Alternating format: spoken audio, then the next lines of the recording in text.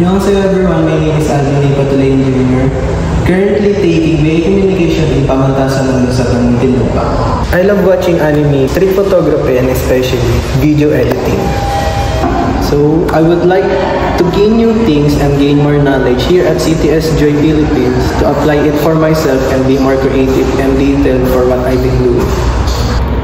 I look forward for contributing more projects here at CTS Joy Philippines, and I'm eager to learn from all of you and from other departments. Thank you for this opportunity, and I'm excited to learn from all of you. I hope I will learn more new things here at CTS Joy to apply it for my future, especially in photography, video editing, or videography. Thank you, that's all.